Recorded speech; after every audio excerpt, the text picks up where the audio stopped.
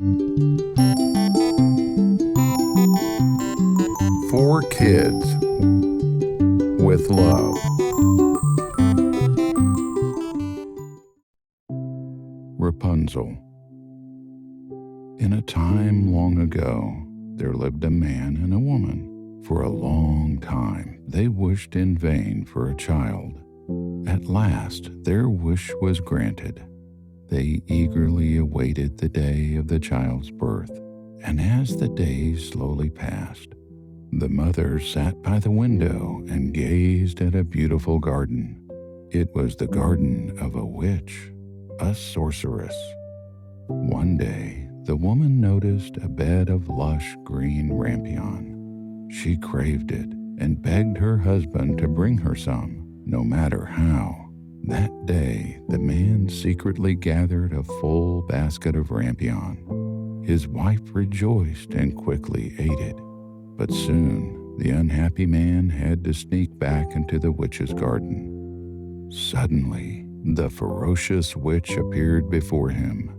She screamed and threatened, but the man pleaded with her, telling her of his wife's craving, the child they were expecting, and begged for mercy.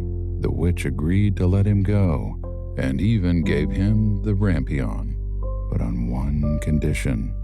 He must give her the child once it was born. Terrified and desperate to escape, the man agreed to everything.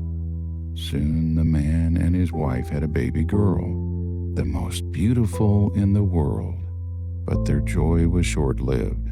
The witch appeared at once, took the child, and carried her away.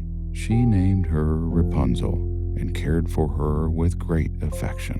When Rapunzel turned 12, the witch locked her in a tower with no doors or windows. Only a small opening gave the girl a glimpse of the outside world. The wicked witch's tower had neither stairs nor an entrance. The child grew up there, becoming a maiden with long golden hair. She knew no one, saw no one, except the old witch. Whenever the witch wanted to visit, she would stand beneath the tower and command, "Rapunzel, Rapunzel, let down your golden hair." Rapunzel would obey, and the witch would climb up the hair, then later descend the same way. One day, a young prince was riding through the forest. He was astonished when in the solitude of the deep woods, he heard singing. Following the voice, he came upon the lonely tower. But seeing no door, no matter how much he longed to see the singer, he rode away. Enchanted by the song, he returned the next day. And so, day after day, he stood before the tower and listened to Rapunzel singing. One day, as he listened, he saw the old witch approach and hid. She called out, "Rapunzel, Rapunzel, let down your golden hair." The young man watched as the witch climbed up and later left. Then, imitating the witch's voice, he called, "Rapunzel, Rapunzel, let down your golden hair."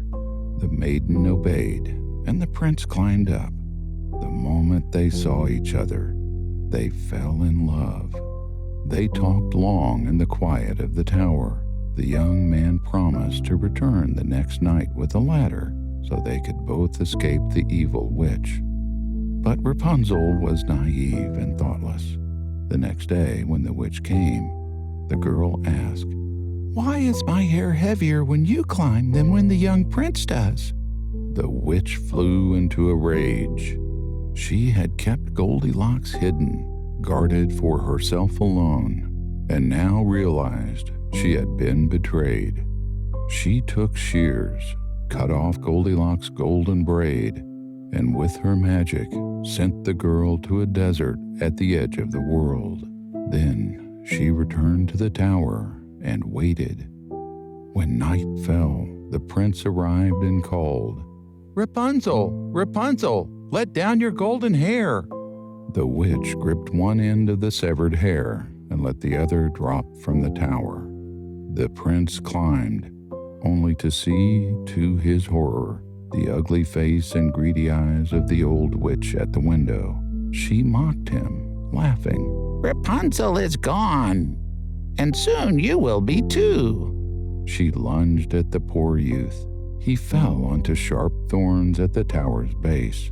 Blinded, despairing, and broken, he mounted his horse and wandered the world, searching for his lost love.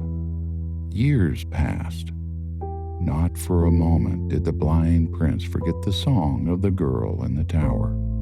Then one day, the young man reached the desert at the edge of the world and heard Rapunzel's song. He called her name. Weeping, the girl embraced him, caressing his face. When her tears fell upon his blind eyes, the prince could see again. He took Rapunzel to his palace, where they lived happily ever after. And as for the evil witch, nothing was ever heard from her again. The end.